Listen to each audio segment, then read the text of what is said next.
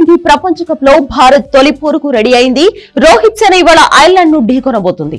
బలాబలాల్లో భారత్ కు ఇంగ్లాండ్ కు పోలిక లేదు. కానీ ఐర్లాండ్ ను చిన్న జట్లలో పెద్దదిగా చెప్పొచ్చు. చిన్న జట్టన్న ఉదాసీనత రానివ్వకుండా టీమిండియా తన స్థాయికి తగ్గట్లు ఆడి విజయం సాధించాల్సిన అవసరం ఉంది. ఘనంగా గెలవడమే కాక కూర్పు సరిచూసుకోవడానికి, ఆటగాళ్లు లయ అందుకోవడానికి ఉపయోగించుకునేందుకు ఈ మ్యాచ్ మంచి అవకాశం. ఎక్కువ మంది ఆల్రౌండర్లు జట్టులో ఉండేలా చూస్తామని రోహిత్ చెప్పిన నేపథ్యంలో శివం దుబే తుది జట్టులో ఆడడం ఖాయంగా కనిపిస్తోంది. యశస్వి జైస్వాల్ బెంచ్ కే పరిమితం కావచ్చు. రోహిత్ తో కలిసి కోహ్లీ ఇన్నింగ్స్ ను ఆరంభించే అవకాశం ఉంది. సూర్యకుమార్ మూడో స్థానంలో, రిషబ్ పంత్ ఆ తర్వాత బ్యాటింగ్ కు దిగొచ్చు. హార్దిక్ వీరి తర్వాత వస్తాడు. స్పెషలిస్ట్ స్పిన్నర్లలో కుల్దీప్ ఒక్కడికే అవకాశం దక్కొచ్చు. బూమ్రాతో కలిసి హర్షదీప్, సిరాజ్ పేస్ బాధ్యతలు పంచుకుంటారు. పిచ్ స్పిన్ కు ఎక్కువ అనుకూలం అనుకుంటే సిరాజ్ స్థానంలో చాహలాడే అవకాశం ఉంది.